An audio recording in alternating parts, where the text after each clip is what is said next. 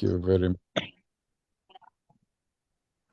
Okay, so thank you for the opportunity. We've started recording now after getting everybody's consent or nobody's objection. My name is Ahmed Zurkani, and I work at the American University in Cairo at the Center for Learning and Teaching.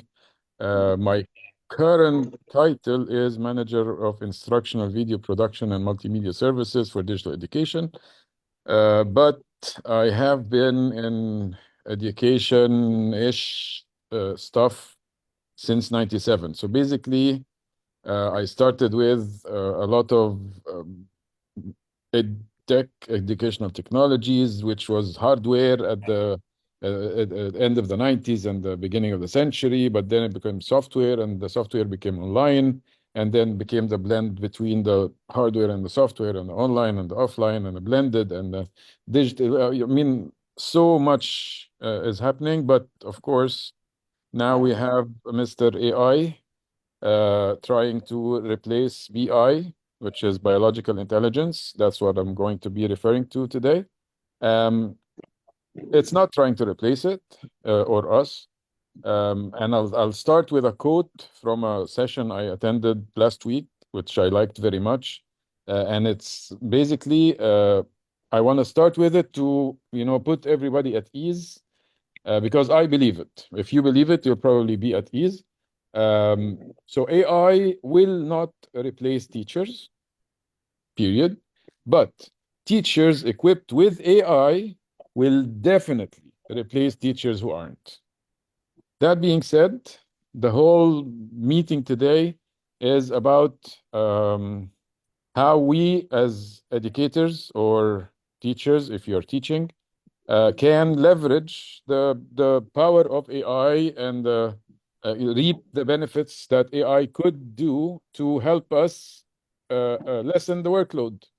We all know how teaching is. We all know that we have to prepare, we have to be creative, we have to come up with things, we have to instruct and engage the students, we have to grade and assess the students diagnostically and formatively and summative. I mean, there's so much that we do, and it has its peaks, right?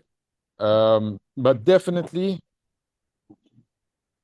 it's always, I mean, no teacher, I think, has not passed or felt being overwhelmed.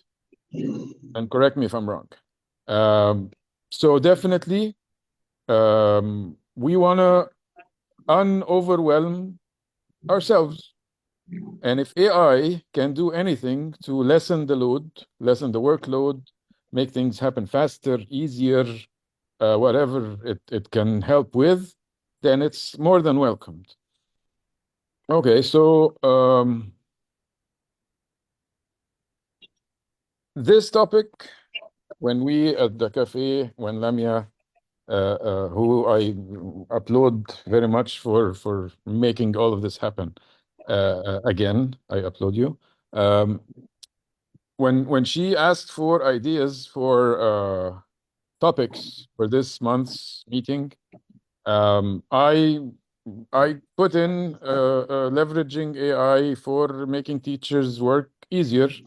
At the time, I honestly thought it would be something that someone who was a big shot expert in the world of AI would come in and, let us know and give us those uh, uh, icings on the cakes and do things for us. But then as things progressed and voting came into choosing this topic, Lamia asked me, and I agreed to facilitate or moderate this session.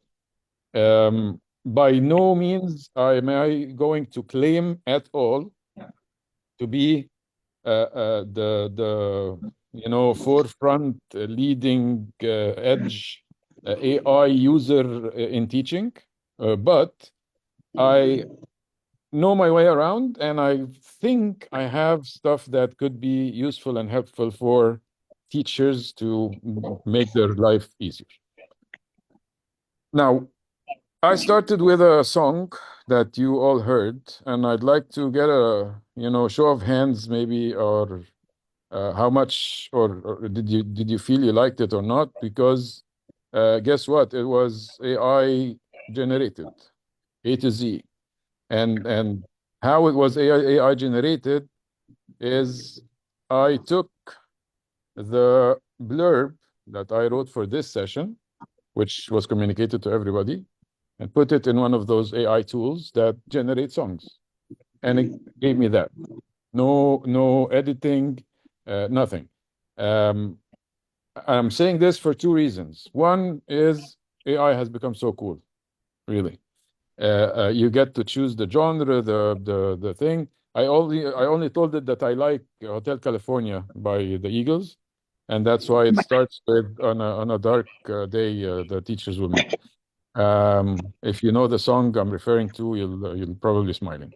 Um, but also because of how important prompting is with AI.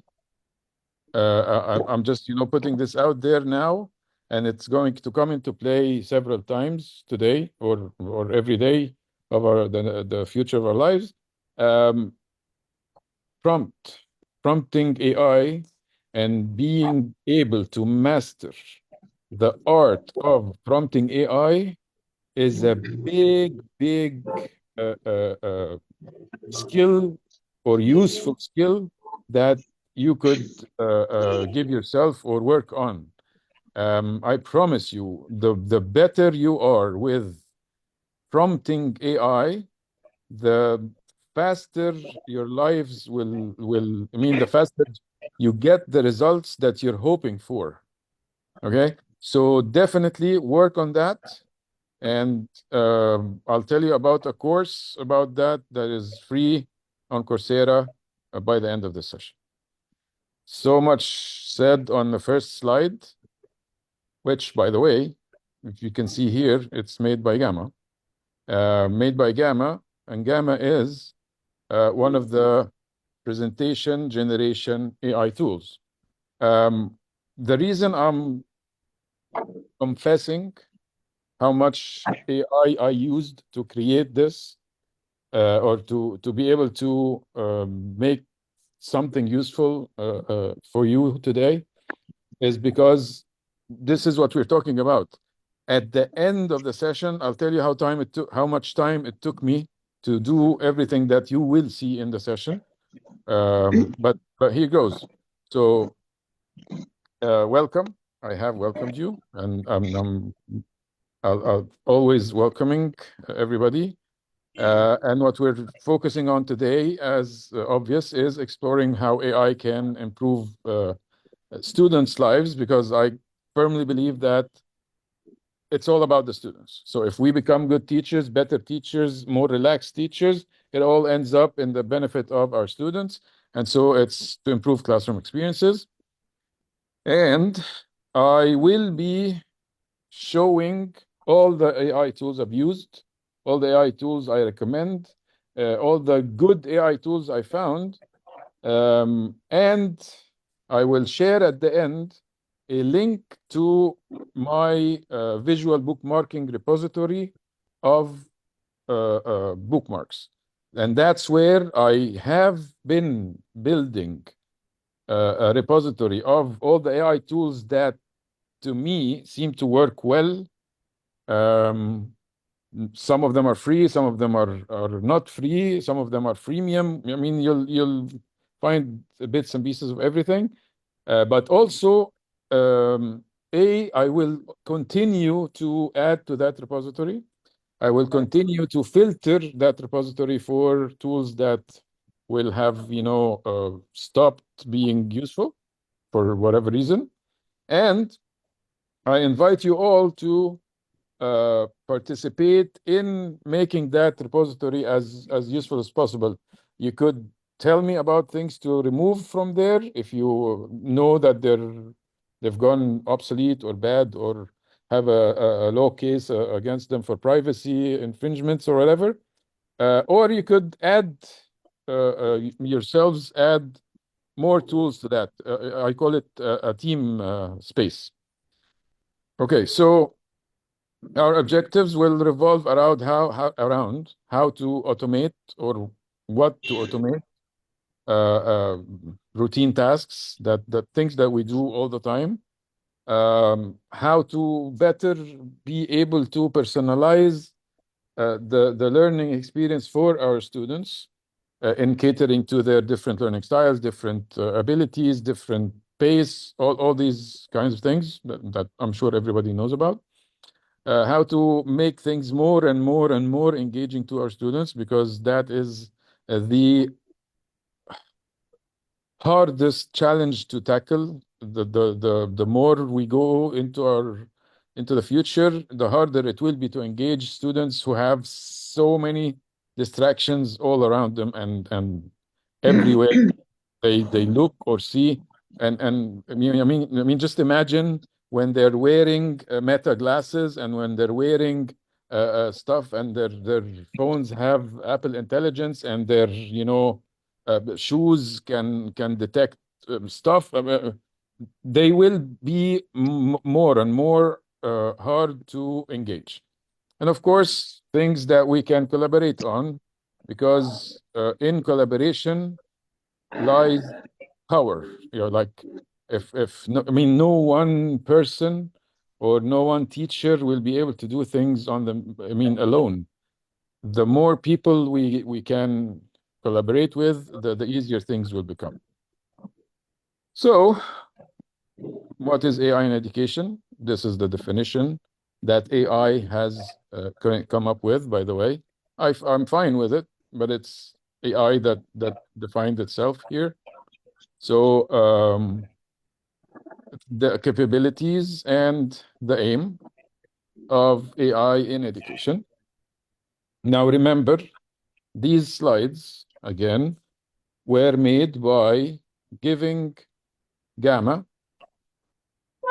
the outline for this workshop. And the outline for this workshop was AI generated from the blurb for this workshop.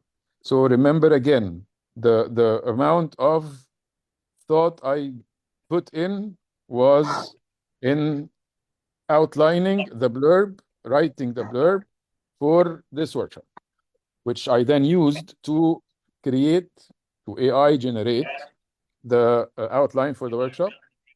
And that outline I used to AI generate the slides. Of course, I intervened in certain spots.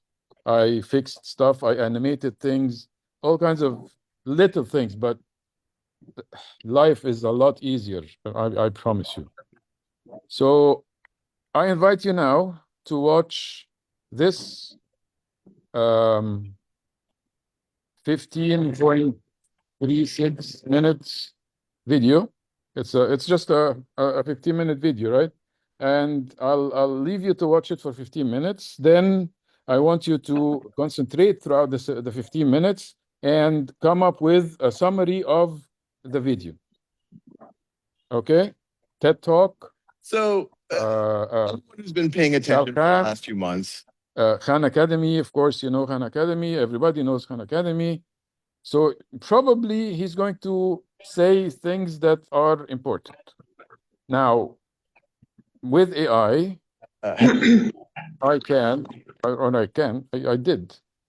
I gave the URL to an AI tool and asked it for a summary for the video. Just a YouTube link, and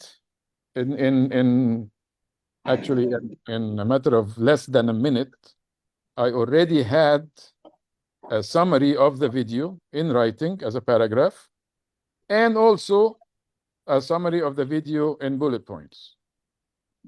Okay, so now this is huge.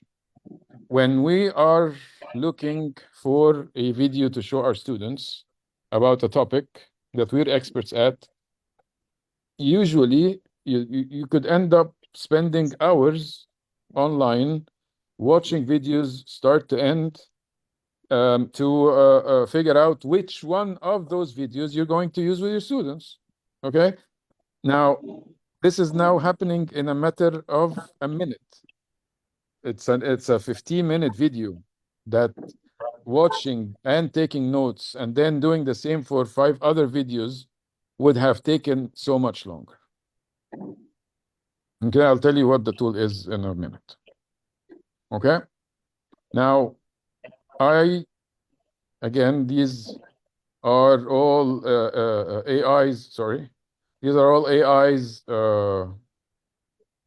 opinion on the teacher benefits and the student benefits and overall benefits and all that.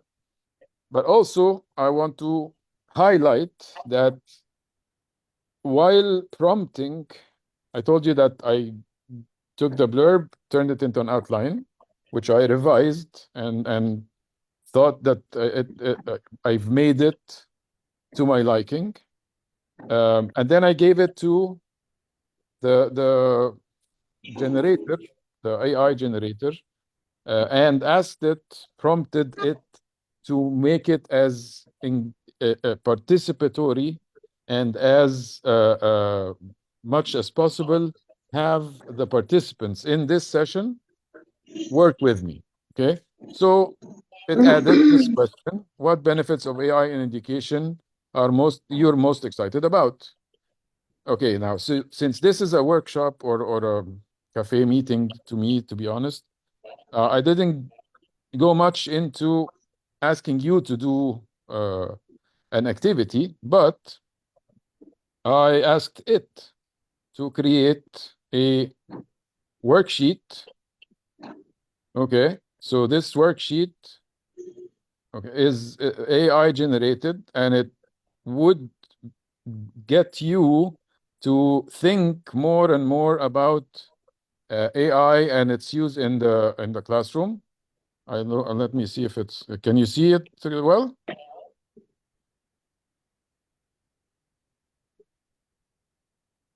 So it has fill in the blanks, multiple choice questions, and even open-ended questions, because now AI can auto-correct those essays. Now, I have been working with educational technology for like forever, but working with teachers for the last 10 years, and we've always stopped at, like, you could auto grade multiple choice, you could auto grade fill in the blanks and drag and drop, and all kinds of these can easily be auto graded, except when it comes to open-ended questions and essays.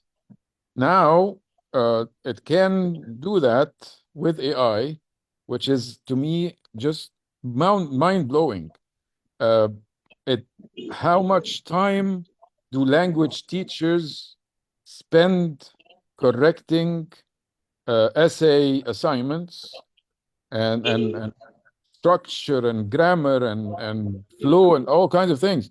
So not only did I ask it to create this worksheet for you, not you specifically, but for the participants in such a workshop, but also I asked it to create a rubric for me based on that worksheet, be able to assess your answers in that worksheet.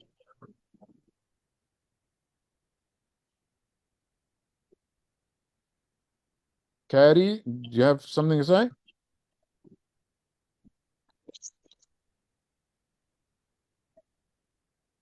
Okay, so I thought when you unmuted that you wanted to say something. Okay, so basically AI is doing a lot of is doing a lot for us. Okay, now all those pictures, of course, in the slides and everything in the slides is AI generated, but not yet. I mean, I have made my contributions.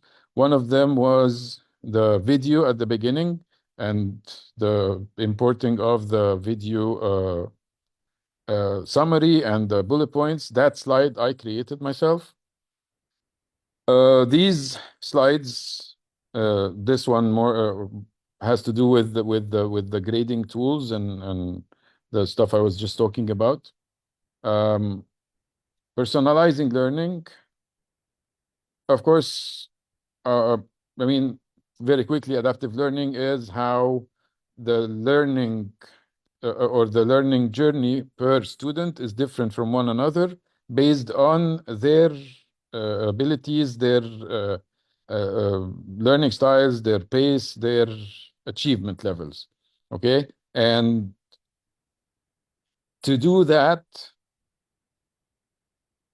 without AI, a teacher would have to observe all the students themselves, assess all the students by themselves, design a learning journey per student that is catered or adapted to their needs, which is a huge workload, right? But with AI, when that can happen easily and automatically and at I don't know what 5% of the time it takes, that's amazing, right?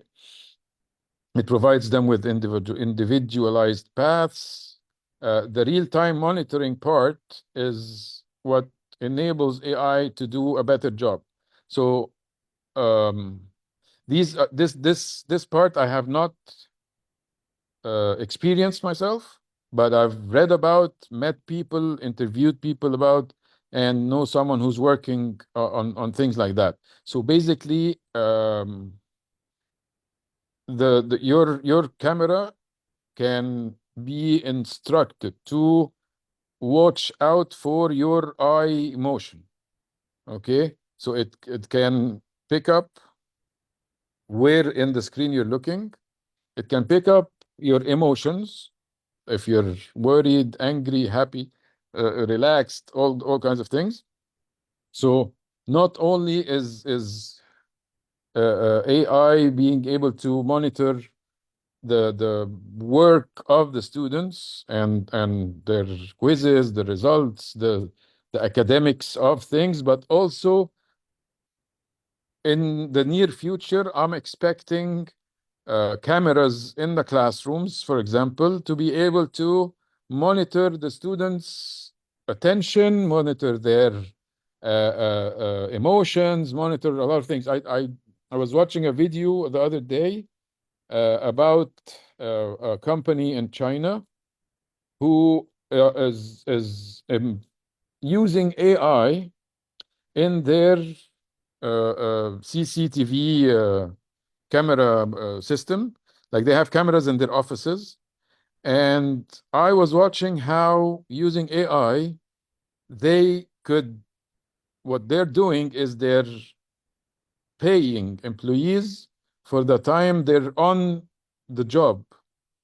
Now, for me, the time I'm on the job today is when I use I swipe my card in until I swipe my card out. But what I do inside those in and out swipes, nobody knows, right? They're looking at employees, and if the employee is sitting like that, a red square, the square around them turns red, and that's time getting deducted from their salary. If they get off their chair to go get a coffee, they give them like 2, 3, 5 minutes or something like that, and then they start deducting salary. So real-time monitoring is going to revolutionize the classroom, I believe, and soon.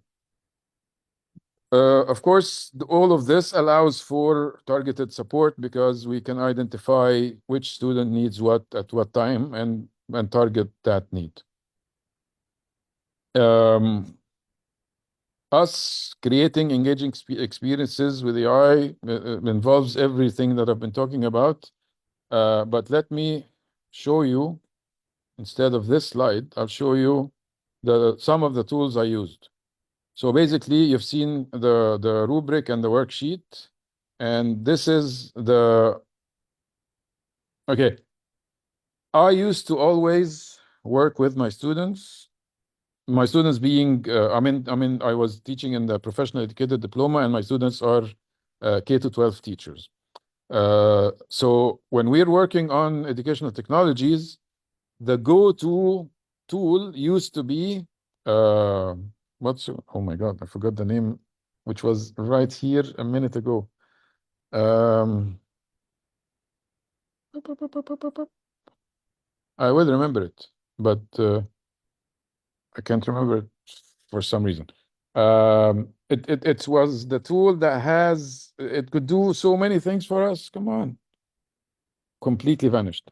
But basically, it was a tool that you could use to build your presentations, inject them with quizzes, with interactive games, with all kinds of things. I'm sorry, I'm gonna have to figure it out because I'm gonna go crazy if I don't. Are you thinking of Quizlet? No, better. What about using a tool to remind you? Yeah, yeah. That goes with old age, not K to 12. We can ask about K-12 tools that might be beneficial for us. Nearpod, يا جماعة, Nearpod. Nearpod.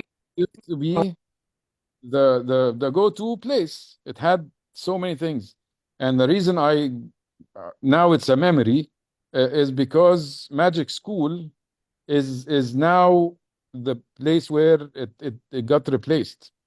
Basically, I mean, just I'm gonna slowly scroll, okay, and you try to look at the things. These are the ones recommended, but I'm going to go through the all tools, okay?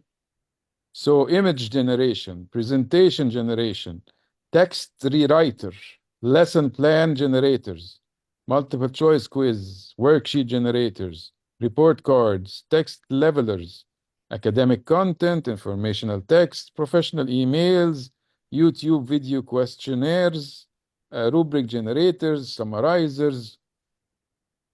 These guys are doing everything for you, everything for every teacher. And to me, this is brilliant because when teachers have one place to go to, it becomes very, very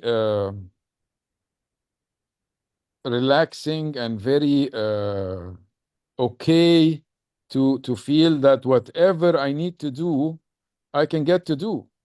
Okay, like some of these are, SATs and um, it's mind blowing to me. And a lot of it is based on AI. Now, it has its price. If you want to go pro and get unlimited stuff of everything, but they promise that the free version gives you access to all 70 tools they have. Okay, so they're not putting, some of the business models are to give you the the the raw stuff and keep the cooked stuff for the paid customers. No, they give you everything they have, but of course you don't get unlimited of everything they have. So it's really good. Out of this, I used Gamma for creating the presentations. Okay, this is Gamma. Okay, and if you can see, this is the name of the workshop. That's where those slides were created, and I used Suno to create the AI in the classroom song. And I'll show you a video they created for that as well. In Magic School, I created the presentation generator here. Remember, I told you I took the outline, put it in presentation generator. So I took those and gave them to Gamma to create the visuals that you've seen. Okay? Creating PowerPoint presentations that are good looking is in and of itself a big load on any presenter. And I also I used Magic School's song generator to create the lyrics for the song that I played for you. I also created in Magic School a quiz that could be handed over to the participants in this workshop, and Magic School exported it to Google Forms. It takes a lot of time to create a Google form, guys. I work with Google Forms and I create them for the center where I work. They're a load, and ta-da! It was created with all of the questions in a matter of seconds, and imported into my Google Forms in Gmail, and here you go. So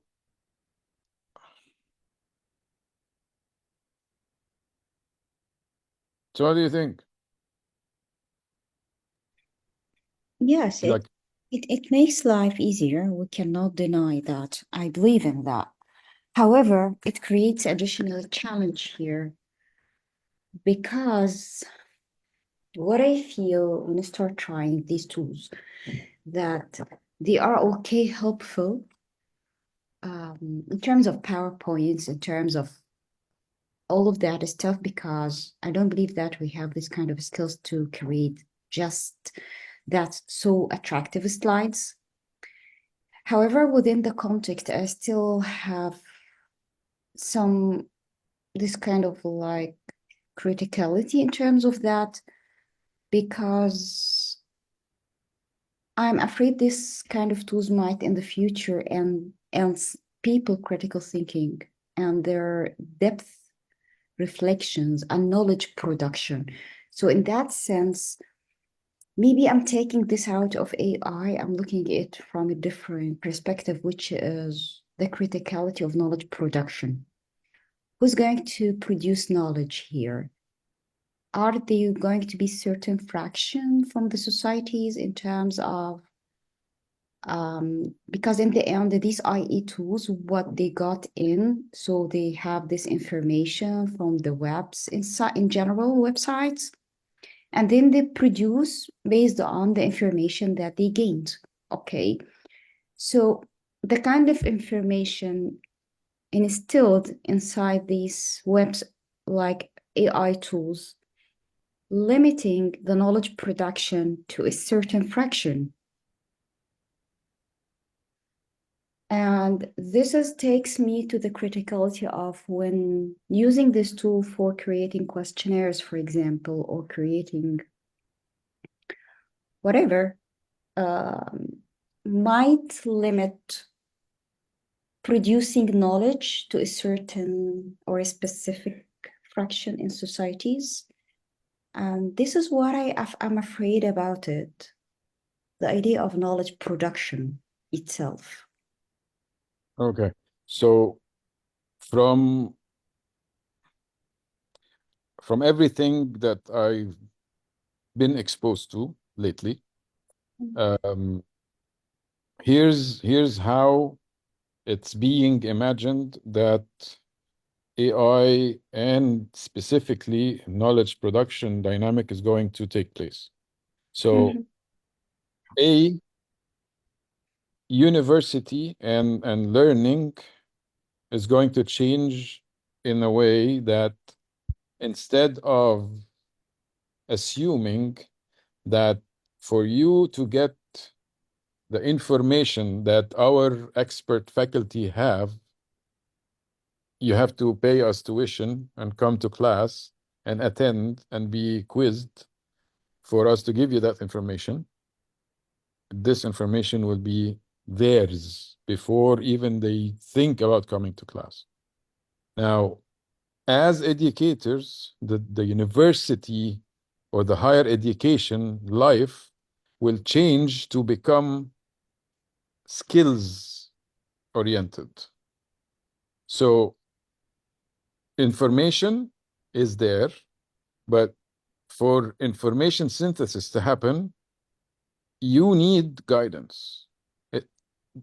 The idea that the students will learn information at university or in university is not going to be the business model for higher education anymore. It's going to be how to get those young people to acquire the skills needed to engineer, or the skills needed to be physicists. What do you do with the information?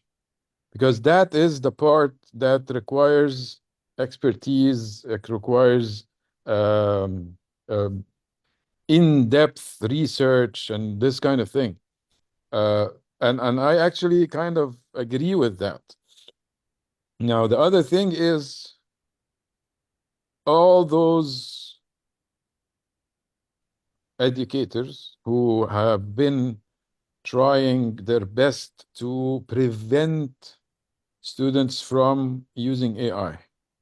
Let's take an example of the English language instruction. Okay? You need students to be able to write and write well. And if they use AI to write, this is the argument against it.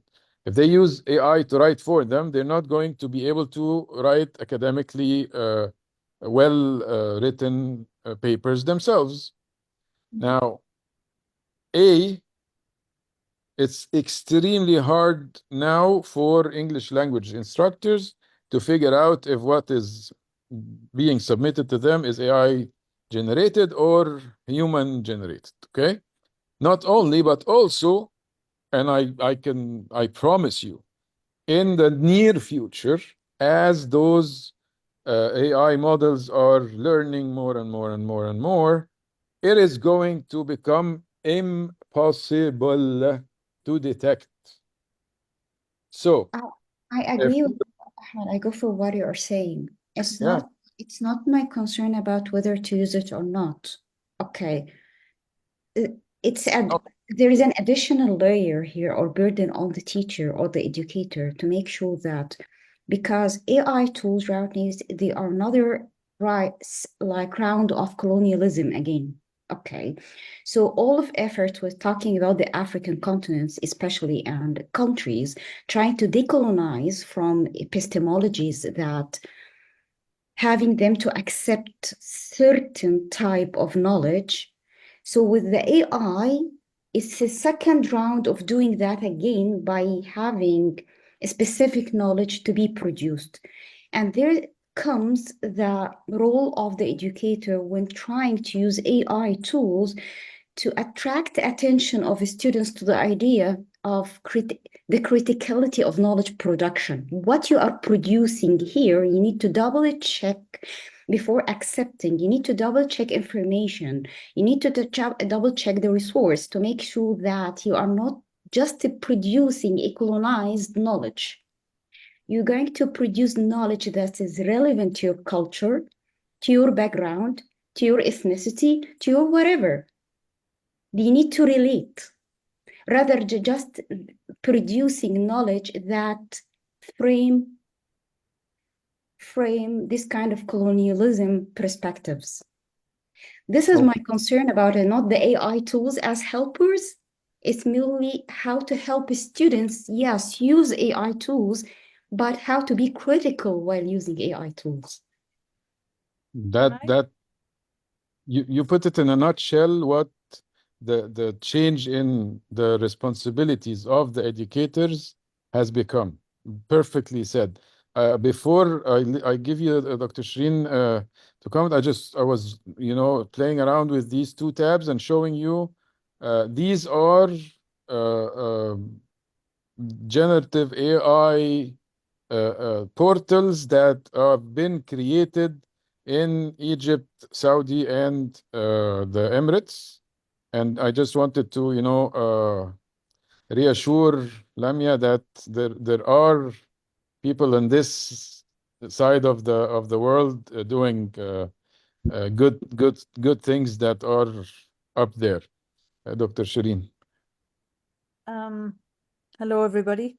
I am Shirin Darwish. I'm a sort of a colleague to Ahmed Zoani because I also am a senior instructor at the American University in Cairo in the Department of Rhetoric and Composition. And being the department that has the most writing, we are very concerned, of course, with this AI. At the end of November, year before last, when AI hit us, when ChatGPT hit the scene, I think I must have been one of the most vociferously vocal enemies of AI.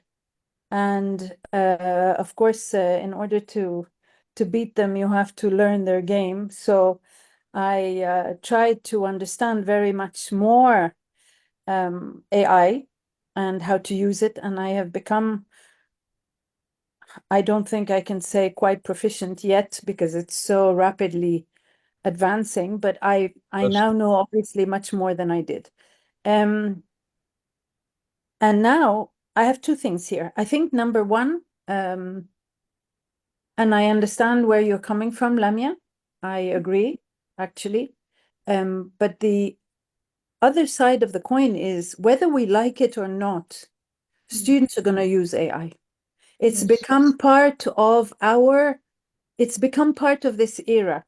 And if we as instructors want to stay relevant, we need to go with the times and we need to really know and learn how to use this tool. It's like the phone that, didn't used to be. Now it's become an extension to our hands, even those of us who were completely against it at the beginning. So it's necessary evil in a way. And I totally agree with you, Ahmed. I have come to discover that the secret is in the prompting and learning how to ask exactly what one wants so that one can get the result one expects, or at least, as much as possible. And yes, AI does fascinating things. I've tried it. I've used it several times. And because, as I said, the students are going to use it, I have demystified it, and I allow them to use it in class under certain conditions. And we'll say, okay, how about we use AI? And I'm discovering with them as well. And oftentimes I'll tell them, you know what? I don't know. Let's try it out. Let's see what AI tells us. Let's see what ChatGPT gives us. And then we can critically analyze it. But I'm also with you, Lamia, in that there needs to be a very careful insistence on critical thinking. I think more than before. I mean, we all agree that critical thinking is part of the equation all the time, but really it should become even more part of the equation. My fear, like Lamia is saying, is that by us using it, overusing it, abusing it, or while we are using it, we also have to give ourselves the opportunity to think creatively. Because if we remove the personal element, we are also going to be more lazy. And I think the fear is that people, when one starts to talk about anything new, people think that it's either all or nothing. Yeah. But no, it can be some elements of AI, but at the same time being very aware of not throwing out the baby with the bathwater and sticking to, what works in the traditional sense.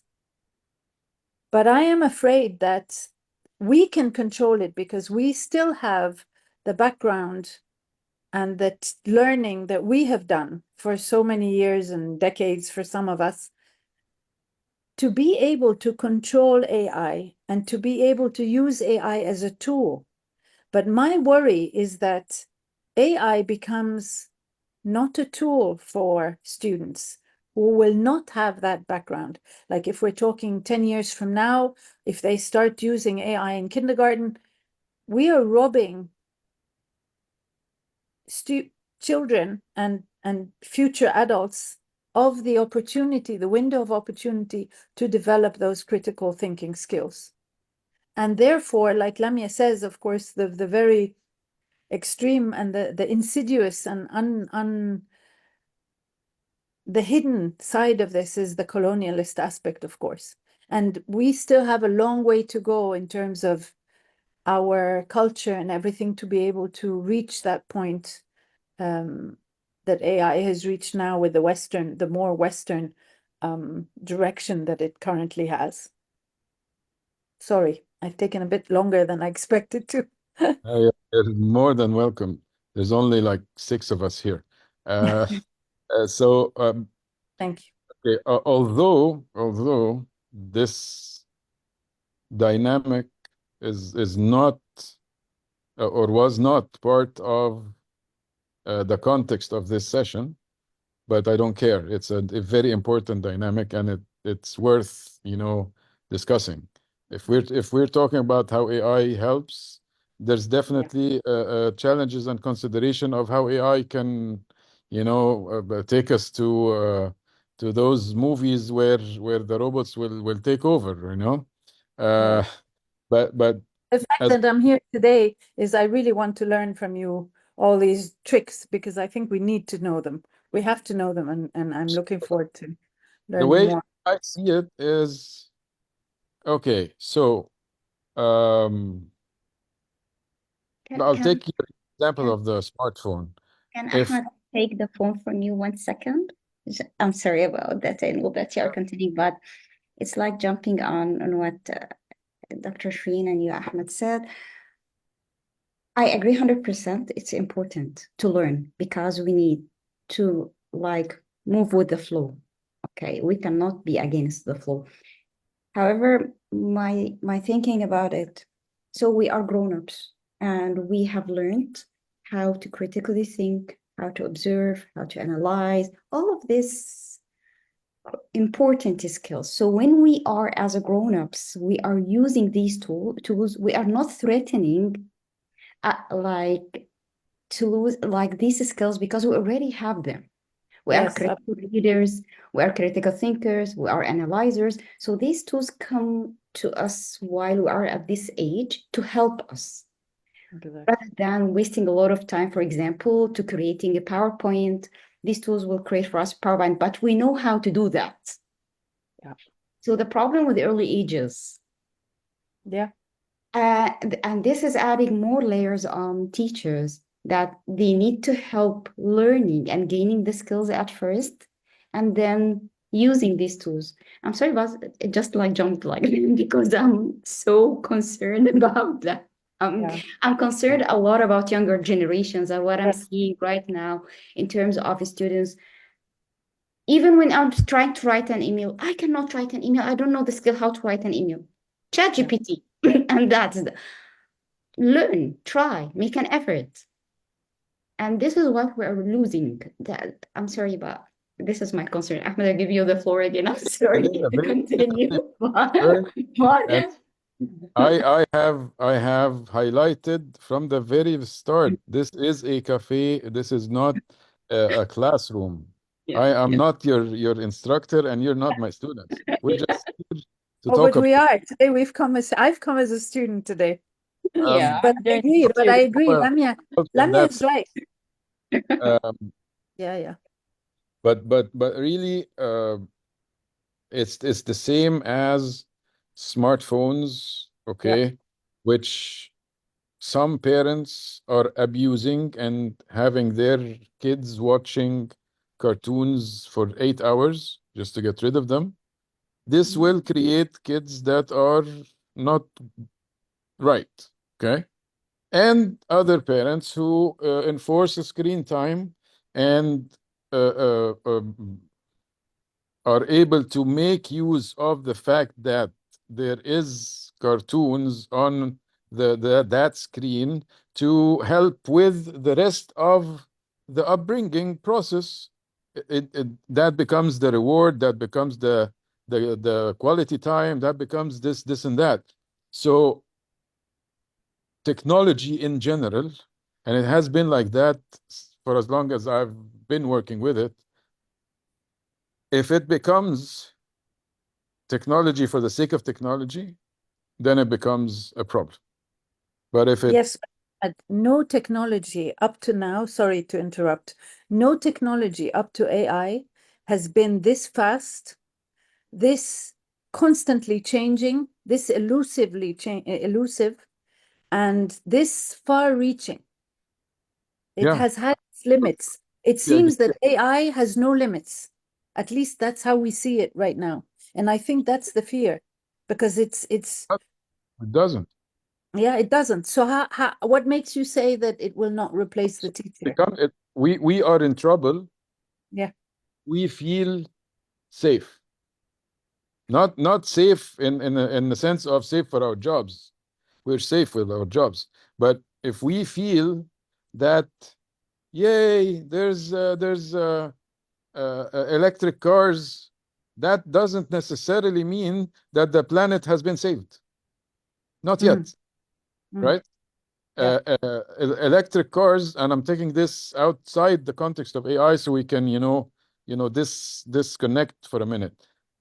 Electric cars, if you know, I don't know if you think about that, but let me tell you a piece of information about electric cars, which are supposed to be good for the environment, right? An electric car needs to run for around 50,000 miles before its carbon print becomes better than a gasoline fueled car. Yes. And also lithium that's because of battery. two things. To build them, you're using a lot of creating a lot of carbon dioxide, and to charge them, you're using electricity, which is mostly being generated through coal. So no, because AI, which we can, as adults and critical thinkers and analyzers, we can use it to our advantage much easier than the younger generation. But we also can and should invest enough time and effort and thought and critical thinking and analysis into designing how learning is going to be from KG till students graduate, so that they don't end up being those brainless AI dependent creatures. That's our responsibility as educators all over the world. So Dr. Shireen, myself, Lamia, Cafe Without Borders, if we don't, get together, form committees, do research, understand better, and work collaboratively with the AI backing and sponsoring entities, because we can work together. We don't have to be recipients who suffer or benefit. We, at all levels, there are those universities that are creating the AI models, which we can collaborate with, so they can make us understand better, or we can inform them better. So it's not, two separate universes. We are all on the same planet. We're all going, their children are our students, right? So we really ought to not just take it at face value, or accept or not accept it. We I should don't think we have and work with it. In this case, we don't have a choice. As I said, the AI is part of our life. It's been part of our lives actually for quite a while, but people don't always realize. But the way it is presented now, we have to deal with it, not because we have to go with the flow, but because it's become inevitable. So back to use AI to make teachers' lives easier. Definitely start small. Don't try to go all out. You'll overwhelm yourself. Make sure, because we are the designers at the end of the day, to align with the goals. So don't, think one tool will do everything in the world for me. No, you can use different tools as long as you keep it aligned with your goals. It's a good idea when we're starting out in any type of change is to involve the students because their feedback will inform our iterations. And Collaborate some with each know other. more than us. In this, I have noticed they know more than us. They've been using it, and They know they more help in us. how They to teach us. use it, but they don't know more about how they should be educated around it. Yes. So if we can prompt them the right prompts and ask them the right questions, we can get insights into how we can change our instruction to adapt it to their use of AI. And we must collaborate on that. We must, by all means, collaborate on that. And we need to, which is the hardest, to be honest. Staying informed about all the developments in the AI in education is a marathon. It's non-stop running for 1,000 kilometers or miles. Doesn't really matter. Especially when you're teaching, when you're supposed to be teaching and finishing a curriculum. Yeah. I wish they would give us a 1 day on campus just to work with AI and then teach the rest of the time. I think in our institution, I really think we should have faculty orientation, student orientation, first day orientation. We should have a AI day, and get all the minds on campus to brainstorm, decide, generate thought. Yeah. So, I am personally done, and it's 4 minutes past the hour. So this is the link to the repository I mentioned. The Coursera course, I'll write it in the chat. It's called Prompt Engineering on Coursera. It's part of a module of 3 other courses, but you can audit it if you don't want to pay for the 3 of them. And I'll leave you with the AI-generated song about this one. The dark and busy morning, teachers feeling low. We gather for a workshop where ideas start to flow. Up ahead in the distance, I saw a friendly face. My head was spinning with questions. This learning space. Welcome to our workshop where it's the way. Choose to waste your burden and brighten up your day. Living this moment, see what we can find. And I will help us teach with innovation intertwined.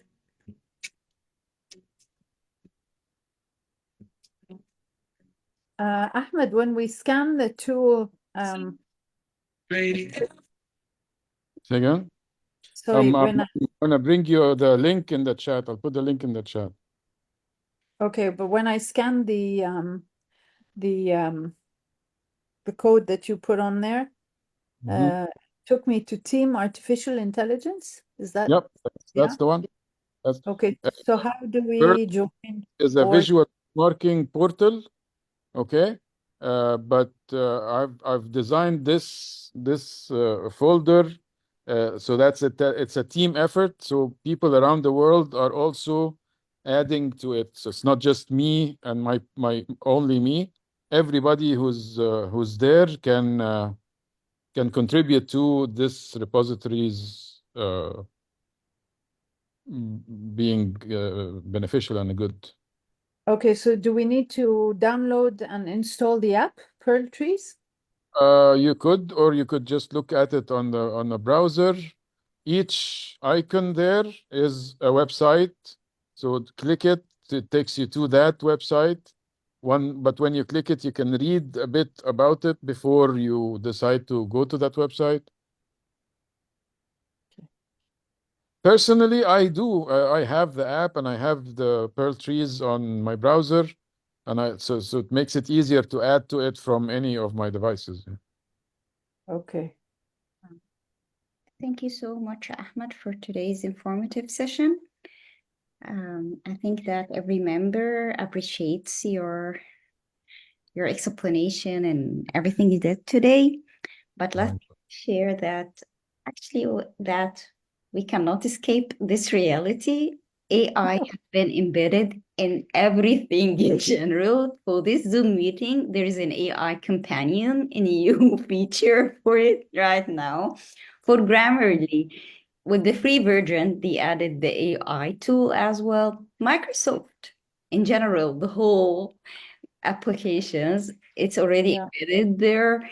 So it started Apple, it started even to be legally embedded everywhere. And even when you publish a paper in different journals, Yeah.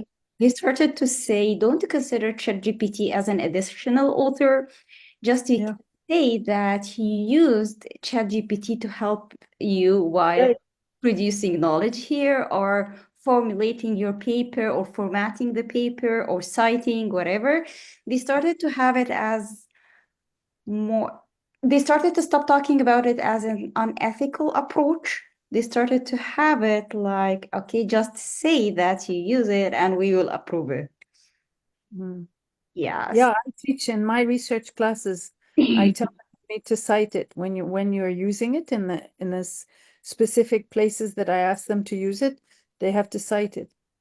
And Yeah, PA 7th edition, they have the way to cite AI. yeah. And at this point of time, when things are so in the air and nothing has settled down yet, I think one of the best approaches is to make them Yeah. at least tell you that this is what they used. To be You transparent. could also add this is how, because I mean, for published papers, it's one thing, but in class, you could also ask them to tell you how they used it, which parts they used it on. That way, you can scaffold how to navigate their way around it, rather than them lying blatantly about it. And this is what I wrote, and none of it is theirs. Yeah, instill the ethic of admittance until we can figure out how to do it better. Yeah. Yeah, and in ChatGPT you have a history. You can ask them to print out the whole history so you can see how they've used it and the kinds of prompts they Yes. ask. Yeah, and work on the prompts.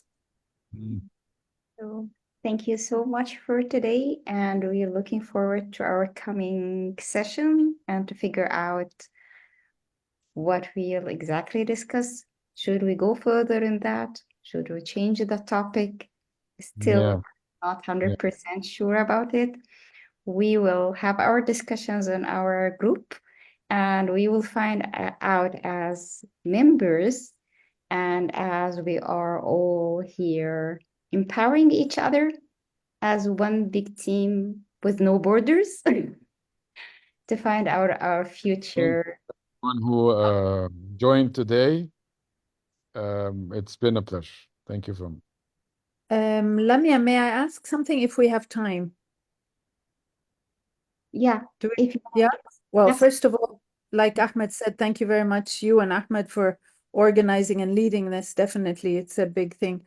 I would love to hear from the others if they could present themselves briefly to us. Since we are so few, maybe we can do that. Yeah, we have Katie here. Katie, she said in the chat, she cannot fully engage, but she's grateful to the opportunity to listen, because she's at work. Since she is in the Western world, today is a full day. Yes. Thank you so much, Katie, that you joined. And we had the honor to have you today. I'm looking forward to seeing you more and more in our cafes. You might reflect later on. If you wanted to ask questions, you might go on the Facebook page and send a message to Ahmed or any other members to ask about whatever you want. You'll find us like one community responding to each other needs and helping each others to be able to grow and to prosper and to reach our potentials. Thank you. We have Benjamin. Thank you, team, as well. Benjamin Oganga, I am from Tanzania. How are you? Very interesting. Sorry that I joined late, but I really enjoyed the presentation and grateful that I will also do the scanning. I am on the road, as you can see. But I enjoyed. I was listening while on the road, but now I have to stop because I wanted to speak. So there is no way I can drive and then speak. So that's dangerous for me.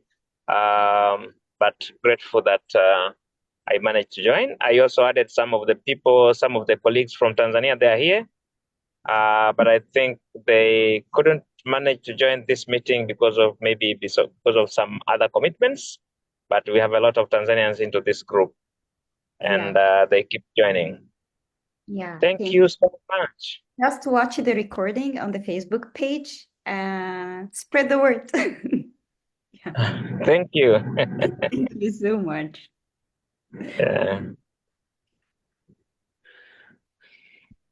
Okay. So we leave or still there? Yeah, it's like as usual, as well, our time together every month is precious, but we have to leave at one point because it's like everyone has a lot of stuff to do, but we all the time like chatting, talking, and coming together. And it doesn't matter whether you are driving a car, it doesn't matter whether you are even in bed laying, it's just like it's a cafe. So there's no sitting here. Yeah. I enjoyed. Thank you so much. Thank you. It's really great of you to do this even while driving. Thanks, everybody. Thank And you. we're around, so we'll talk one way or the other. Thank you so much. And have a great day, everyone across the world. Thank you very much. Bye-bye. Bye-bye.